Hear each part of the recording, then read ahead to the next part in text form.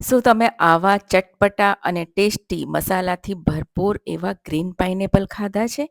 નથી ખાધા? તો આજે મારી રેસીપીથી બનાવજો. તો ચાલો બનાવીએ.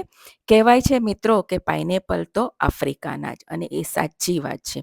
એકદમ જ્યુસી અને એકદમ મોટા તમે જોઈ શકો છો. જુઓ, આ પાઇનેપલ જે છે એ 4 થી 5 કિલોનું છે અને કેટલું મોટું છે. અને જ્યારે તમે એને કાપશો ને તો એકદમ જ્યુસથી ભરેલું અને એકદમ મીઠું હોય છે. જુઓ, એકદમ સરસ પાઇનેપલ છે. એના આપણે પહેલાં છોણા કાઢી લઈશું અને ત્યારબાદ આપણે એને કટ કરી લઈશું.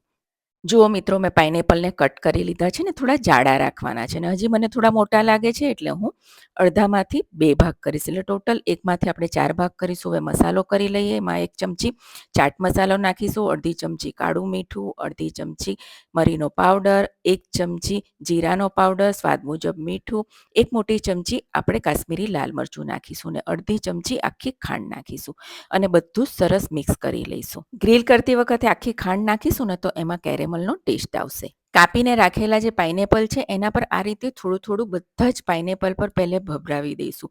એટલે બધો જ મસાલો જે છે ને બધા જ પાઇનેપલ પર સરસ આવે. આપણે તમે એક જ વખતમાં આના પર બધું લગાવી દેશો ને તો બધો જ મસાલો એક પર કોટ થઈ જશે, અને આ રીતે એને હાથથી સરસ મસળી લેવાના છે. જુઓ, બધા જ પાઇનેપલને મેં મસાલો સરસ લગાવી દીધો છે, કોટ થઈ ગયો છે.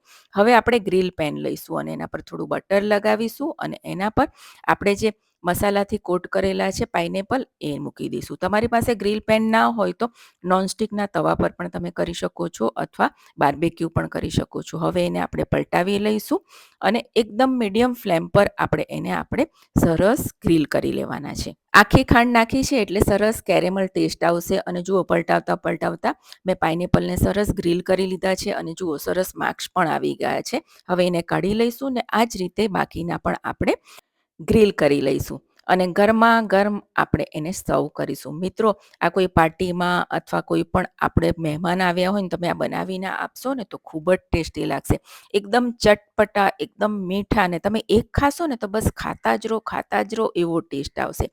કહેવાય છે કે ફ્રૂટને તમે જે નેચરલ છે એ રીતે જ ખાઓ, પણ કોઈક વખત આવી રીતે બનાવીને પણ ખાશો ને તો ખાવાની ખૂબ જ મજા આવશે. એકદમ મોઢામાં પાણી આવી જાય એવું. તો ચોક્કસથી ટ્રાય કરજો.